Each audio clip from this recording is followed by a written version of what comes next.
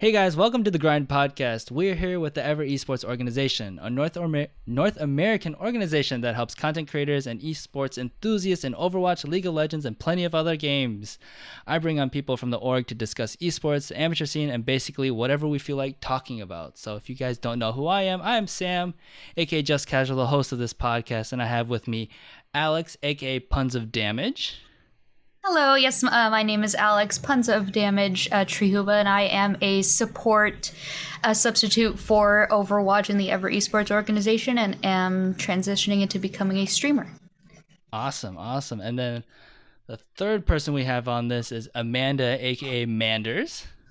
Hi, I am Manderz, and I am the PR marketer for Ever Esports and the co-owner. Awesome. Cool. I'm so happy to have you guys on here. If you guys can't tell if you're listening to the audio and not watching the video, we have two ladies here.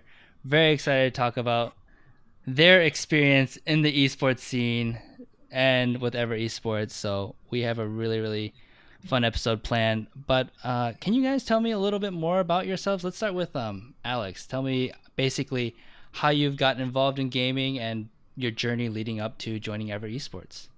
Yeah, okay, so I actually just had my 23rd birthday, and so still very young. I started getting into esports when I was playing League of Legends initially. I watched the Season 2 finals at home in 2012, and I just completely fell in love with esports. And my first event was at MLG Anaheim here in Southern California in 2013, and being in that environment and in that whole experience was just absolutely incredible with the fans and the casters and the entire hype of the production. I just completely fell in love with it, and so I followed League of Legends really closely ever since, and I've been getting into Overwatch and this past year when it was released, and I just haven't stopped, and I'm currently going to Cal State Fullerton here in Southern California, studying business administration, so that way I can become an esports boss lady sometime in the future. Yeah, that's exciting. Yeah, thank you. Cool. So what about you, Amanda, or Manderz? I'm sorry. That's okay. Well, I'd have to say it was probably almost 10 years ago that Ever and I started dating, and that's when he was big into World of Warcraft, and then on to League of Legends, and then StarCraft 2. So that's when I became, well, I wouldn't say too much involved, but that's when I kind of started understanding the gaming world itself. Okay. Yeah, I'm excited to have you on this podcast, especially because now you are engaged. Congratulations. Thank you. To Ever. So we get to talk about Ever behind his back for a little bit. So that should be very, I'm sure very he's standing exciting. right outside the door, so he won't. It's a cup against the door and his ear. Exactly. Right? All right. So actually, let's talk about that. How is it working with Ever? Like, especially, being his significant other. That has to be very interesting and have plenty of good stories and quarrels and stuff like that, right? Oh, yes. I get the, I don't want to say the brunt end of it, but I get a lot of conversations in which I know nothing about. So, of course, I have to sit there and do the yes. Totally understand. Don't know what you guys go through on a daily basis. All I can say is, can I help? But if it's something that has nothing to do with marketing, I'm pretty much of no help besides just listening to it. So, but I mean, for the most part, it's not as bad. He likes to leave me out of certain things because he knows I don't know a whole lot. So, but not too bad. Okay, so then I have a question for you, a follow-up question with that. How is it as a person that's not super involved in with a gaming history? How is that being involved in the organization as a marketer? What kind of do you run into a lot of struggles, or is it pretty easy? What would you say? No, I mean, I run into struggles, so there's a lot of times where I have to really get with Ever and try and have them break it down to me. The first time I think I finally got truly involved and I had to put myself out there to kind of learn things is when we went to DreamHack, because then of course you're in a world of just gamers. And I'm, the outsider initially. And so I had to ask a ton of questions because I wanted to better understand it, as opposed to going into it and being like, I don't know what you guys are doing. Y'all are on a computer, but I don't know what's what. So I sure. still have a hard time figuring out which game is what. I'm like, are you playing League of Legends? Are you back to WoW? Is this StarCraft? I mean, I know it's a Hearthstone, but you know, so I'm learning different games, but that's probably the hardest for me. So Okay. it's still a struggle, but you'd think it wouldn't be after 10 years, but it still is. Well, that's It's fine. foreign. Yeah. So, have you tried playing some of these games, or have you tried watching them? Hearthstone. Okay. CS:GO. I honestly I think that was like the first game I actually understood, and I was able to actually explain the game to Ever. Like he didn't know it, and I don't know why, but it just clicked for me, and I was like, oh, this is how you play. These are the rules. He was like, how are you telling me all of this? Like, I don't know. And I'm like, I don't know. I just listened. I don't know. I just listened to it. But as far as playing them myself, the only thing was Hearthstone, which I still don't really know how to play. I just clicked a whole bunch of buttons, used different cards that I didn't know what they meant. But that's the only one. That's cool. That's cool. How do you think Ever does as like the leader of the organization? I think he does really well. I mean, he worked really hard to get to where he is now. I know there was many years where he had just dreamt of having this organization, and he really wanted it. And when he finally got it, of course, I was there to support in every way possible. But it was a big struggle for him to get everybody on board and get the teams and the players and people that were dedicated, should I say, as opposed to the ones that are just like, oh, I'm here to play, whatever, I don't care about you, I don't, no respect whatsoever. So, I mean, there's even times where I'm like, how do you deal with it? Because I would have just said enough when it comes to, the way that some players in the past were. But he seems to do really well with it. And I think that is why now he's trying to depend more on like the GMs to find step in and help out do things. Otherwise, I mean, I could see him a few hours a day, because he was just focused in on trying to make the org, grow. Which of course I was understanding of it, so I helped in any way I could. But I think that's finally when he was like, "Oh, you can help market." So that was my place. That's cool. I mean, I think it's really awesome that at least you're willing and excited to help in any way possible, and at least you're able to find something that you have a talent in, or that you have an education or whatever experience in to actually help. Because sometimes it's hard when you don't have something. You're like, oh, how can I help? I don't know what to do. But at least you're able to do something. That's really cool. So what about you, Alex? How is it being with Ever Esports, and how is it working with Ever? And now you have to be careful, because even though Ever's not here, his fiance's here, so it's a little risky. It's actually been a really interesting experience so far. I had never been a part of a gaming organization before Ever Esports, so getting into that has actually been really good so far.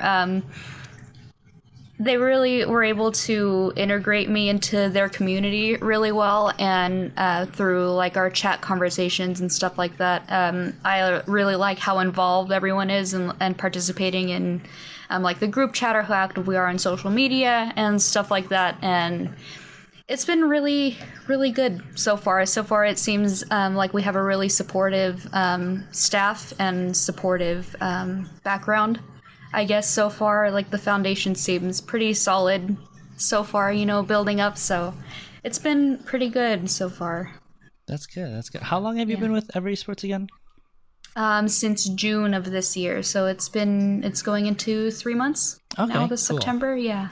Awesome. All right. So now let's jump into kind of some questions about just the amateur esports scene in general, and basically how it has been from your point of view from Ever Esports.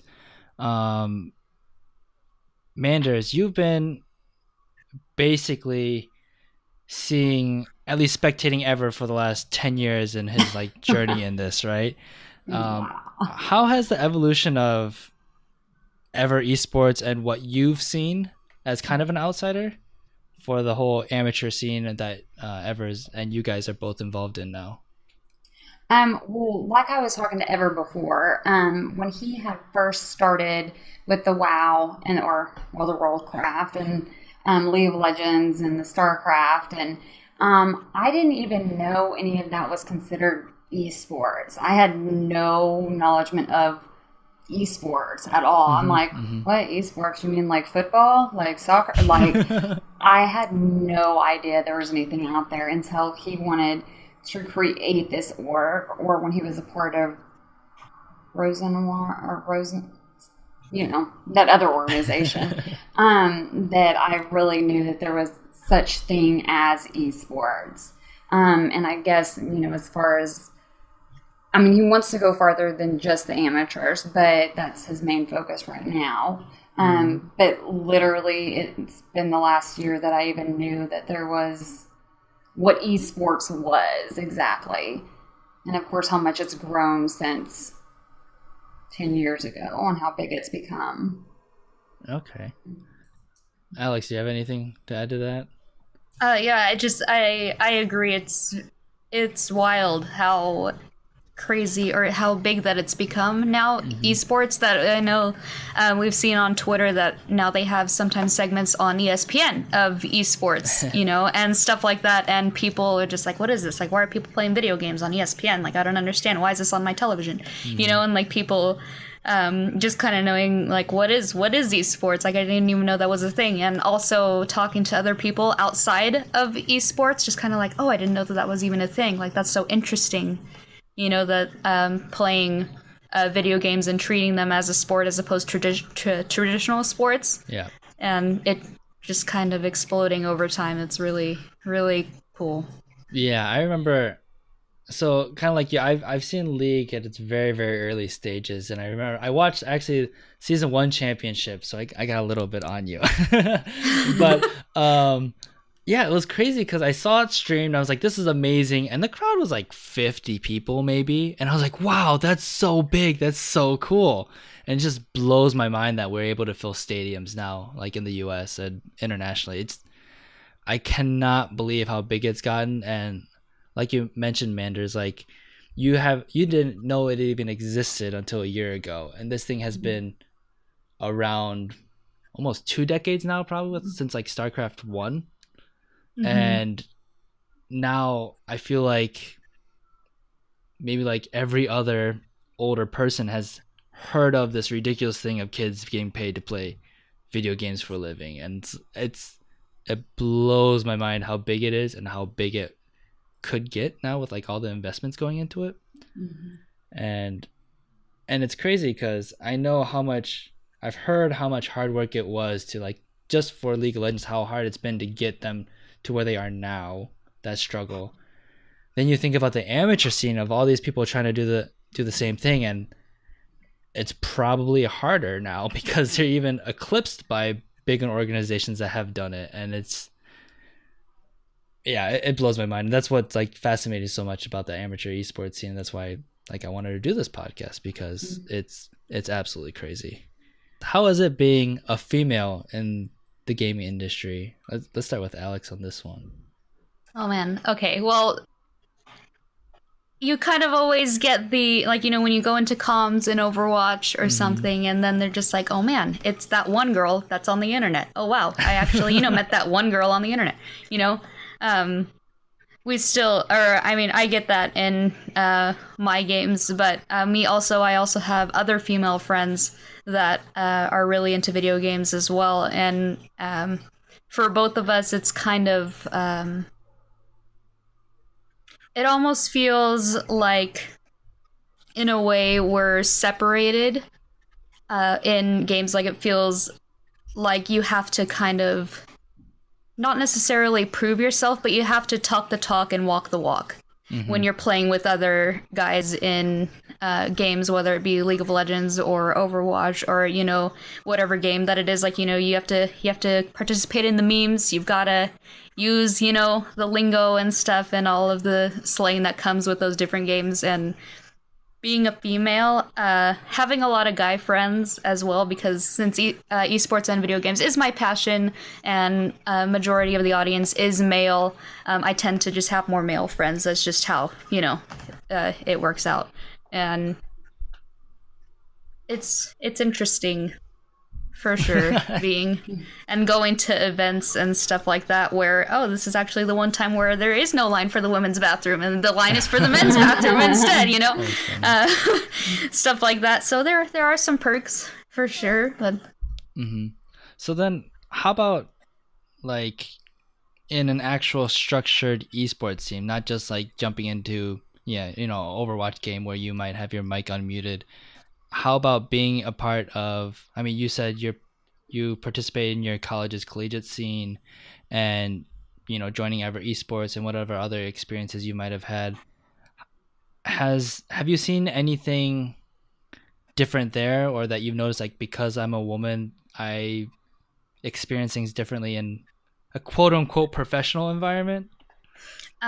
For Ever Esports, I don't feel different. Like, I feel like I'm on the same level as my peers in that respect.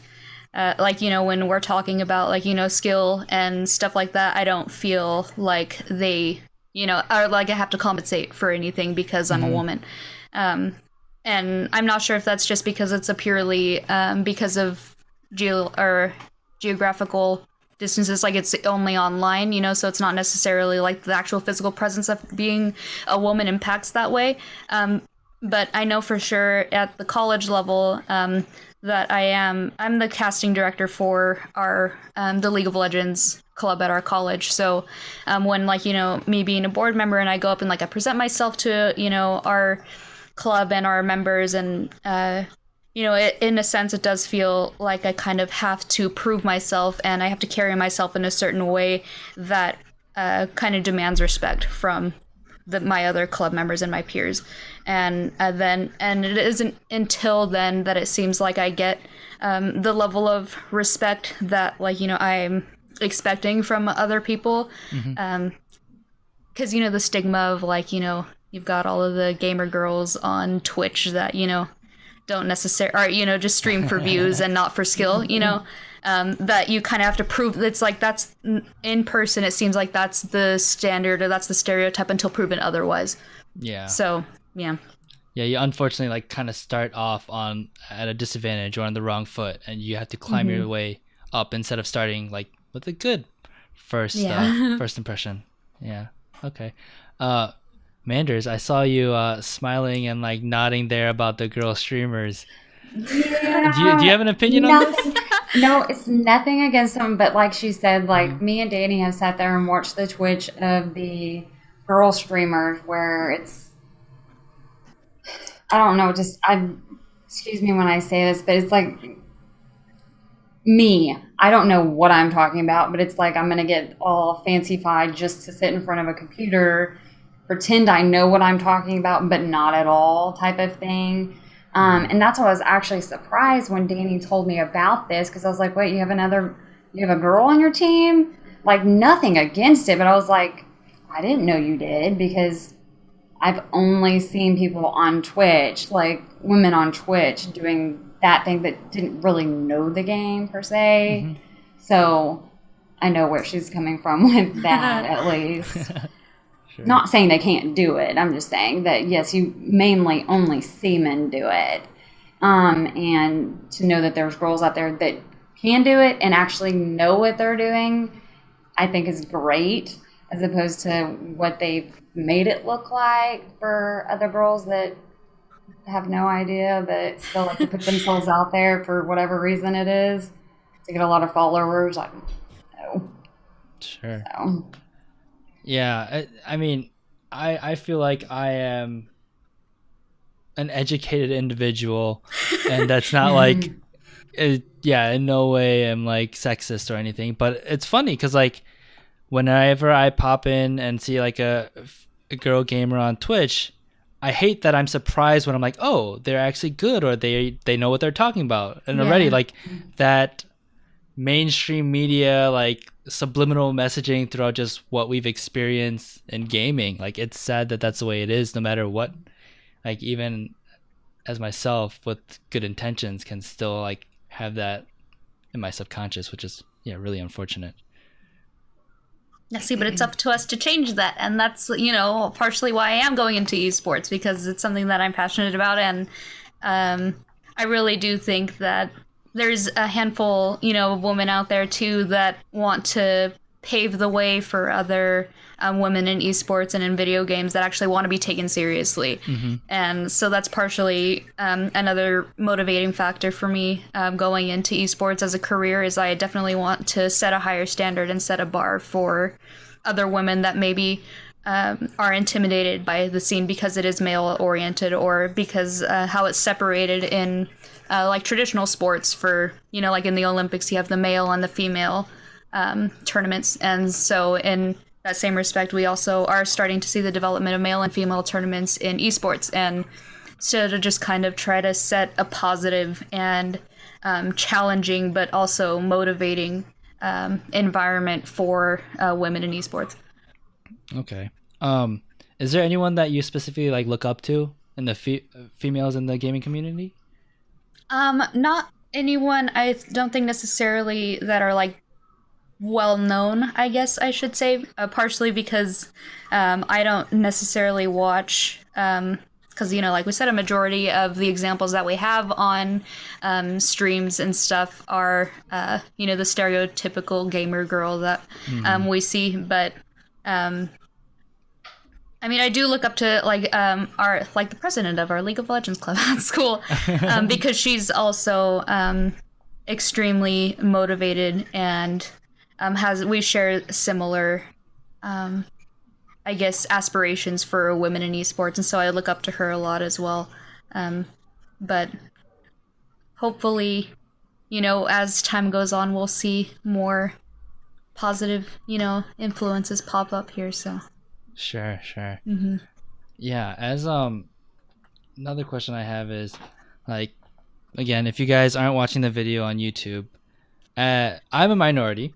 So as a minority, I always hate hearing like, oh, we're all the same, because I'm like, no, we're equal, but we're not all the same. I bring something to American culture that's different, and that's what's great about America. America's like the big melting pot, which was like talked about many decades ago, and like, I'm different from a white person, I'm different from a black person, and even though we're equal, we're different, and I bring something unique. So with that, I think that's the same thing with gender. Men, women, equal, but men have something different from women, and that's what identifies them as their counterparts. What do you think women bring into the esports scene or the gaming scene that men typically do not? And I know we're like stereotyping here, but I'm very curious at what you guys have to say about that. I'll let you take this one. Okay, No, so nothing. my initial I don't bring anything. my initial thought is patience and teamwork. We're merging on the freeway, and you know what? You just got to be patient and let each other merge, man. Like, it's California, we're crowded. Like, you gotta work together, all right? Like, that's the only way we're gonna do this. And on that same note, working together, in like a constructive environment, and being patient and peaceful communication, I think is a big thing, because especially I know that a lot of it has to do like with the age group and the maturity level of the players and stuff like that, and I understand that completely. But I think a thing that women will bring into esports is because I think like there's a reason why in sociological perspectives women tend to be more passive, and like there's biological reasons for that as well, that most women tend to be more on the calm side, or stray away from aggression and stuff like that, and so in that sense that just because we stray away from aggression doesn't mean that we aren't competitive. So I think that something that we can contribute is kind of keeping a level head in gaming, like in the professional, I guess, like competitive sense, and instead of maybe taking it individually, we can kind of work together and be more of a collective. Cool. I like that answer. I like it a lot. Thank you. And that is Daenerys. Yeah, sorry. No problem. We'll get tons more views because we have a cute kid in there now. Manderz, do you have anything to add to that? I really can't. I mean, for me, there's not really much for me to add to anything.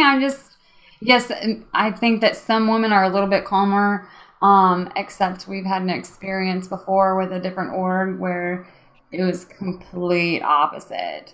She was the one that was like hot-headed, and the men were the ones that were a little bit calmer. But that was only one organization that it was one woman like that. But as far as adding to it, I mean, I'm going to have to go with what Alex said because I have no idea. Yeah, sure, that's fine. I'd rather you be saying that you don't know rather than trying to BS your way through it. So Yeah. I'm sure everyone appreciates that. There was something. You mentioned, Alex. You mentioned earlier how the Olympics have men and women's different competing in sports or traditional sports and stuff like that. My understanding is that in something that's physical, you separate that because just biologically men are typically stronger than women. And they will be able to, get a faster sprint time or be able to lift more or whatever in the Olympics. With esports, I don't know what the biological implications are when it comes to the skills required in esports. Do you think there should be separated divisions? I'm not sure. That's something that I've been thinking about and kind of watching as esports has been growing over the last few years. I know that we've had Counter Logic Gaming Red, like they had their red team, and the Sirens had their thing going on as well. But whether or not I think that there should be, I'm actually not sure. Because where things, we talked about biological things in physical traditional sports, that stuff has been actually tested and monitored. And I know a few years ago they had released something that had to do with responsiveness in your physical reactions to things. And the study went to show does age contribute to whether or not a gamer or a player would still have the reaction times as when you were younger. And so it showed that it was pretty much mostly the same. And so I think if we more studies come out for that, it can when they're gender specific, that it can be more of an indication. But as of right now, I don't necessarily see a reason in the future for them to be separated. I think right now the separation is more encouraging for women to be competitive. Okay. And it maybe brings it into a less intimidating environment to be competing against other women instead of competing against men, going into the with the mindset of we're playing against all guys, we're gonna lose, or we have to prove ourselves, people are gonna think we suck, and and stuff like that. That I think right now with having that sort of all-female competitions, that it can create an environment for women to be less scared to put themselves out there to actually compete, So yeah. I never thought of it that way, but I think that's actually really brilliant. It makes perfect sense. It's instead of making you throwing you in the deep end of the pool, it's take baby steps, learn to swim, and then make a safe environment for, at least if anything, the exploration of it, right? Yeah. Okay, cool. Yeah, so let's actually jump into some discussion topics. Manderz, you had something you want to talk about. I believe it's basically outsiders coming into esports, especially or specifically women, right? Yes. And that goes back to when me and Ever first started dating, going into it and not really understanding everything that esports, of course, what was involved in it. What games were considered esports, or because on the outside I'm thinking it's just a video game, it's just PS4. Sure. It's just and I know that they have esports where they are on consoles or whatnot, at DreamHack, but that's all from the outside. That's all I knew it as. Okay, it's just a video game, not competitive, not you're just playing a game, but also that's maybe because I didn't ask questions either. I just kind of went with it. I was like, he's a nerd. Cool. Like, Just let whatever. it happen. Yeah. We'll just let him do his thing, whatever. And so I think the biggest thing is like educating people on the outside, like what esports is about, like what it is, what's all involved in esports, what's considered esports. Like, of course, thanks to Ever, I kind of know a little bit more, but I think for a lot of people on the outside, they probably still don't know what esports really is, what's involved in it, what games, League of Legends, CSGO, what, Smash Bros or something like that. Yep. I mean that's how not knowledgeable I am about this thing. But like, what is considered to be esports? Like, is it all what's on computer? Is it console and computer? Is it certain games? That kind of thing. So I believe that everybody honestly needs to be educated as far as what esports is. Okay, so as an outsider of gaming, how would you have liked to be introduced? Like, what would have been effective for someone like you? Any idea? I'm like, as I'm still learning. Yeah. No, I guess it's, again, I just did the assuming part of it. Oh, it's because when I was a kid, I played video games, but Grand Theft Auto. Like, this is pretty much as far as I got, or like the race car ones or whatnot. So I think that actually knowing that these games Danny would be competitive all the way through. And when I would see him get so angry about WoW, and I'm like, what in the world? Like, or it's 4 a.m. and I'm like, you're still on that game? Right. Honestly, I don't know how it would have been presented to me other than since he started the org and I've been able to learn a little bit more on what is esports. But that's just because he's the org owner and I have to know what's going on too. Yeah. But how to other people would be presented, I don't know unless they have somebody else in their household that happens to be playing it. Because they also have to be interested in knowing about it. Because nothing against gaming at all, but if it wasn't forever, I'd be one of those people like, I don't know what you're talking about. Okay, moving on. Like, I don't have a clue. But because it's so important to him, that's what makes me want to know what it is. So I think that's also going to be a big struggle is people that actually care to know what it is. Yeah, I think you make a good point because, like, I got into League of Legends. Like, League of Legends is basically my first, like, real game that I ever got, like, super, super sucked into. And it was because, like, I was in the college dorms walking by the den and people were, like, playing it and yelling. And I'm like, what's going on in here? And they're like, you have to play. I'm like, no, no, no. And then I started in the middle of finals week in December. That was horrible timing. But, yeah. And then it wasn't until, like, one of, like, the friend that was probably the best out of everyone in League, which was probably like silver or something at the time, he found like streams and was watching like the competitive scene that was still like nothing. And I came over to his place and we watched, I think it was like a DreamHack tournament back in the day when Doublelift was playing support actually. It was like, oh man. Yeah, he was known for his blitzcrank, so it's like, what?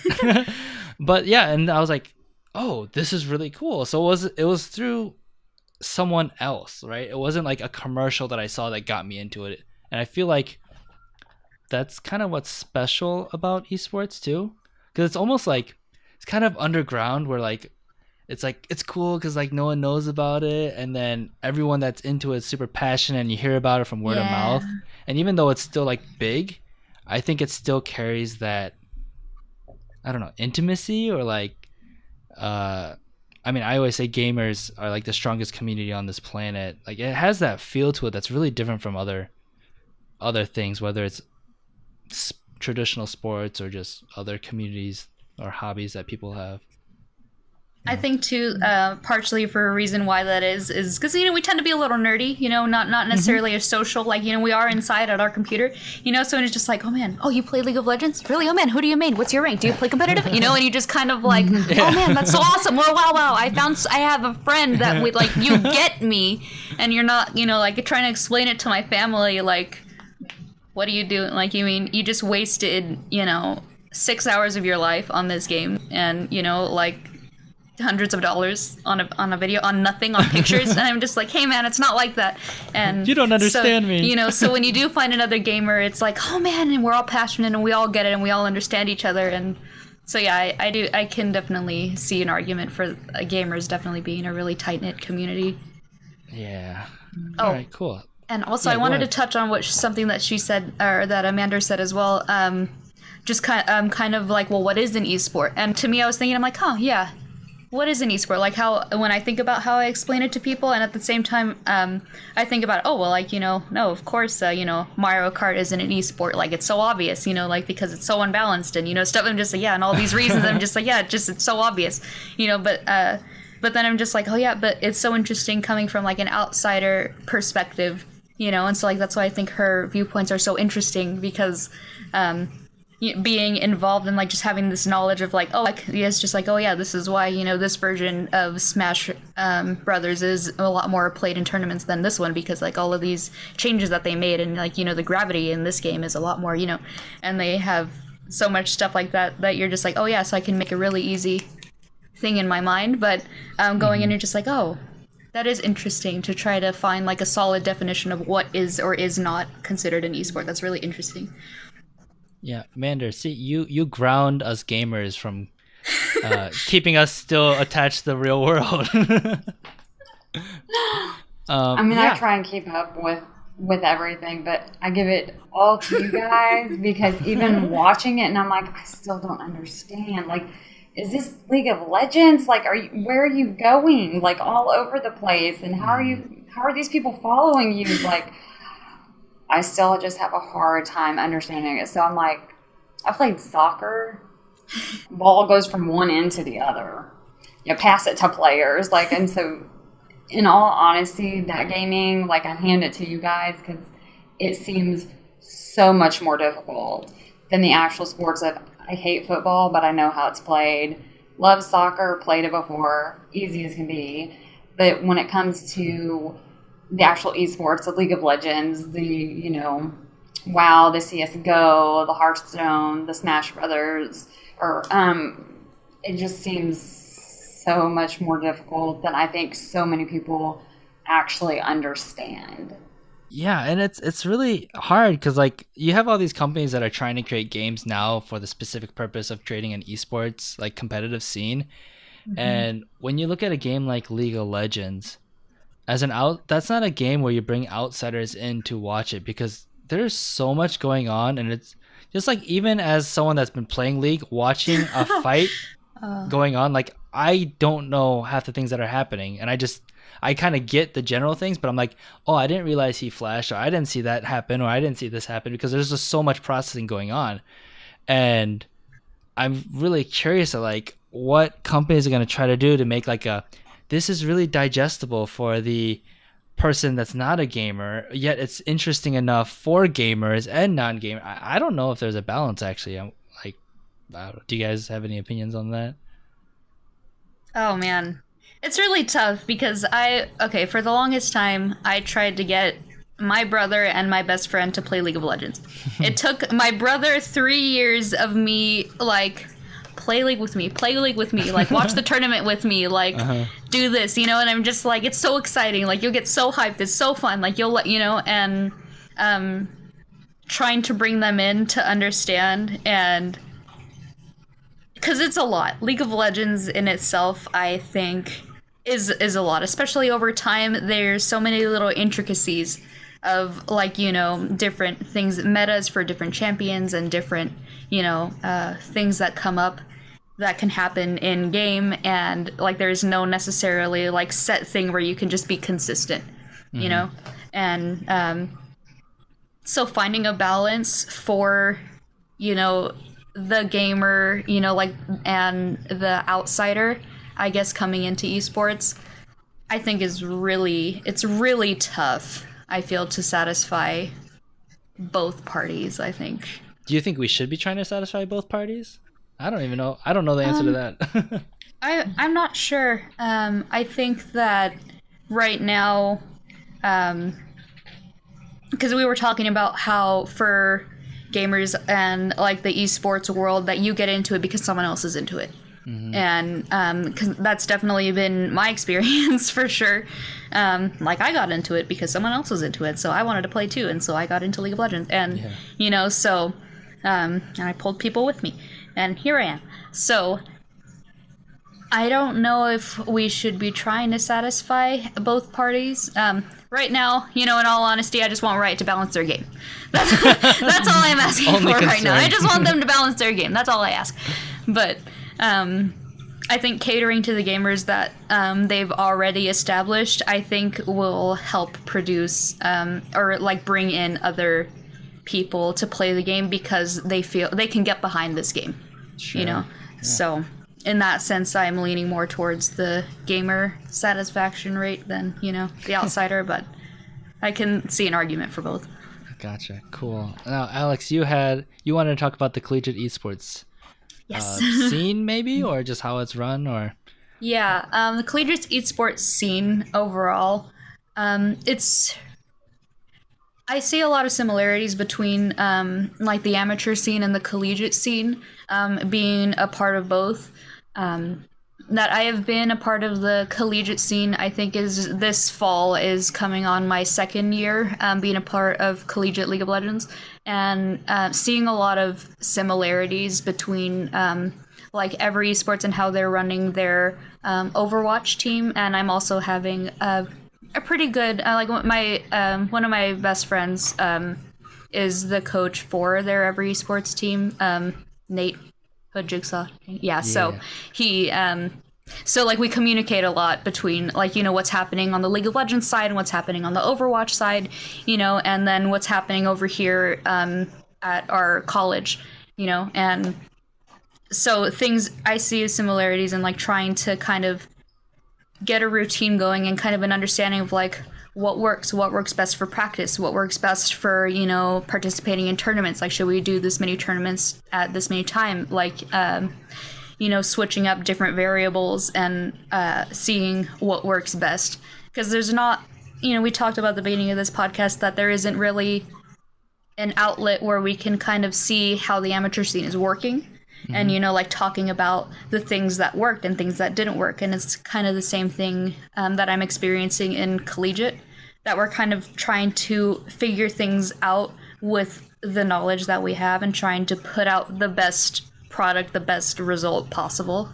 Yeah. And it's really difficult comparing yourself, like to the professional teams, like because you see them and like how they do it with, they have their coach and their analyst and their their psychological coach, and stuff like that. And they've got their gaming house with their setups and they've got times they all go to the gym together, and it's completely different environment from when, you live on opposite ends of the country or, your time schedule conflicts because, or we're at school or something, and trying to compensate for those variables and figure out what works is really hard. Yeah. Yeah. Yeah. Do you think that if Riot, Blizzard, or whatever company that owns a game, if they were to invest in one, do you think they should invest in collegiate or the amateur scene? Oh man, that's hard. Oh, I know, and you're at a conflict of interest here. Yeah, I know. And why? I would love to hear what you think. Oh man, I think my initial thoughts is kind of investing. So the question was if like an actual company were to invest money in, I think they'd probably wind up investing in collegiate. Because that's what professional or traditional sports do. Like you have your professional teams and you have your college teams. So I see like them from like a different, or like from a point of view of like, well, what was done in the past, like what have my examples been for this sort of situation, I think that it makes sense that they would go for the collegiate scene. But I also see a lot of value in going into the amateur scene and investing in the amateur scene.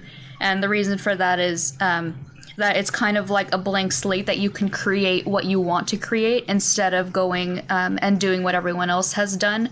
And that if you want to carve something different and you want to brand yourself as something unique, that I think investing in the amateur scene has a lot of benefits for a company like Riot or Blizzard. Yeah, and I think it would definitely be a lot easier to work with these small amateur organizations, especially if you give them monetary reasons to, versus having to work through a university and colleges and stuff where I don't know if you have to go into the NCAA. I know there's talks about it and how they're figuring it out, but you have to probably go through the NCAA to go through something, and you might lose freedom there. Or if you don't go through the NCAA, you still have to like work with the dean of colleges and then convince old people that this is the future, or like you should care about this even though you don't understand it one bit. Yeah. Yeah, Absolutely. Yeah. Tough question. Good answer. I liked it. Manderz, we're gonna close out the show very soon, but I realized that I didn't really ask you much about the PR stuff you do with Ever Esports. Do you want to talk about like what that's like and how it's dealing with these players, or actually like just what you do, how you deal with that? Usually, sadly enough, I have to go through Ever most of the time because, of course, Sadly enough. Well, I say that because, like, when I chime in, because there's something that I need, it's harder to get it out of players when it's coming from me. Of course, after I log into Twitter and there's 149 messages, and then I'm trying to catch up. But so that usually I have to have him chime in on what I need in order for to put us out there, whether it be Facebook or Instagram. But of course, also trying to get ideas from the players or the staff on what they feel like as far as the marketing goes, on what we should, when I created the mouse pads and then the t-shirts and then we had the jerseys going, and just trying to get everybody's input is my hardest part of it. But that's mainly where I stand with it, is just putting you guys out there so that everybody knows about it, because I'm in a completely different world, especially social media wise. I'm people that have no idea about esports in general, and that's another reason why it would be great to figure out a way to better explain it to those people from the outside. So that's why I'm putting it on my social media, because it's a completely different crowd of people, to hopefully try and get them to learn more about the esports side, the esports crowd, and what it's all about. But just the hardest part I have is kind of getting feedback from the staff and the players, sadly enough. So usually that's what Ever has to step in and do. Sure. Or I'll be on the back end and not actually in chat. And then, of course, discussing on what, Ever and I need to make a decision about and whatnot. But kind of where I stand. Sure. So do you have any like big goals that you're hoping for to accomplish, like with the marketing of Ever Esports, maybe like within the next year or so? For myself? Yes. So this sounds like this is not a professional type of thing. So I literally, it's not my specialty whatsoever. I just have, just personally not knowing certain things. I just want, and I know that it's his dream. So because I am social media based for the most part, that's where I come into play. But for myself, I'm here any way for him, what he needs for his work, his team, the staff, anything. So that's, I'll always be here no matter what. But now if someone asks me to do something crazy and I'm like, what? I don't even know. Like, don't tell me to put a roster together. I don't know who plays what that player does. Like, just anybody has any ideas as far as to get us out there more than I do, then that's that's really my goal, just to find different ways for us to get out there for people to really know about the esports, number one, and then of course ever esports. Sure. I want to go back to the whole like girls in gaming thing, or the girls in the esports scene. Is there anything you want to ask me as a guy? I get to be the token guy for this episode. Is there anything you guys want to ask me about that topic? Oh, Now this is where I get a sweat.